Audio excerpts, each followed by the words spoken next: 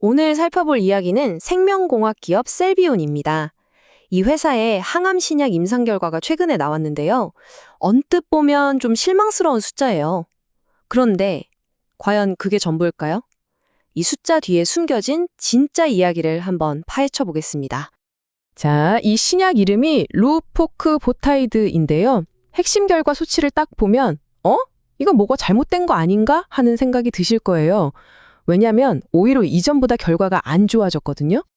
지금 보시는 것처럼요, 이 객관적 반응률, 그러니까 ORR이라는 핵심 지표가 불과 몇 달 사이에 47.6%에서 35.9%로 꽤 많이 뚝 떨어졌습니다. 아니 도대체 왜 이런 결과가 나온 걸까요? 그 해답은 아주 간단한 데 있습니다. 바로 누구를 이 계산에 포함시켰느냐? 바로 이 차이입니다. 우선 이 ORR, 객관적 반응률이라는 게 뭔지 간단히 짚고 넘어갈게요. 말 그대로 항암 치료를 했을 때 종양 크기가 실제로 줄어들거나 아예 사라진 환자가 얼마나 되는지 그 비율을 나타내는 아주 기본적인 지표입니다. 그러니까 수치가 떨어진 게 약효가 나빠져서가 아니라는 거죠. 이유는 정말 간단해요. 기존 환자 그룹에다가 새로운 환자 5명을 추가했는데요. 결정적으로 이 새로운 환자들은 아직 6번의 치료를 다 받지 않은 상태였던 겁니다. 당연히 치료가 끝나지 않은 환자들까지 포함해서 평균을 내니까 전체 수치는 낮아질 수밖에 없겠죠. 자, 그럼 이쯤에서 이런 생각이 들죠. 알겠다. 이건 좀 불리하게 계산된 수치다. 그렇다면 이 수치를 가지고 지금 시장에 나와 있는 경쟁 약물 플로빅토랑 직접 비교하면 결과가 어떨까요? 이게 정말 놀라운 지점인데요. 그렇게 보수적으로 심지어 좀 불리하게 계산한 수치가 35.9%잖아요. 그런데도 경쟁 약물인 플루빅토의 29.8%보다 여전히 더 높다는 겁니다. 대단하죠? 이걸 좀 더 자세히 뜯어보면요, 차이가 더 명확해집니다. 종양 크기가 줄어드는 부분 관해는 물론이고 종양이 아예 사라지는 완전 관해 비율까지 모든 면에서 플루직토를 앞서고 있어요. 그런데 말이죠. 환자나 의사 입장에서 약효가 전부가 아니잖아요. 효과가 아무리 좋아도 부작용이 너무 심하면 쓸 수가 없으니까요. 안전성, 이게 정말 중요합니다. 바로 여기서 이 두 약의 결정적인 차이가 드러납니다. 셀비온의 루포크보타이드는요, 임상에서 심각한, 그러니까 3등급 이상의 약물 부작용이 단 한 건도 보고되지 않았습니다. 단 한 건도요. 반면에 플루빅토는 환자의 절반 이상이 이런 심각한 부작용을 겪는다고 알려져 있죠.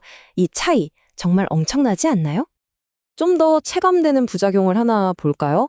바로 구강 건조증인데요. 이게 일상생활에 정말 큰 불편을 주거든요. 플로빅토는 환자의 거의 40%가 이걸 겪는데 루포크보바타이드는 13% 정도에 불과합니다. 거의 3배 가까이 차이가 나는 거죠. 자, 그런데 이야기는 여기서 끝나지 않습니다. 사실 아까 봤던 그 35.9%라는 숫자도 어떻게 보면 이 약의 진짜 능력을 다 보여주지 못하는 걸 수도 있어요.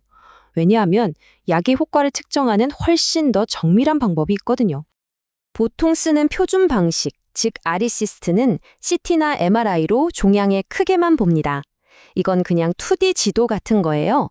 어디에 뭐가 있다, 이 정도만 알려주죠. 하지만 MPR-CIST라는 첨단 방식은 다릅니다.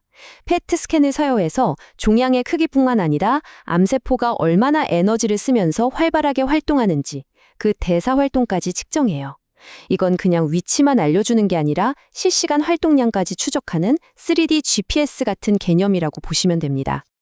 자, 그래서 이 정밀한 3D GPS로 루포크보타이드의 효과를 다시 측정해 봤더니 결과가 어떻게 나왔을까요?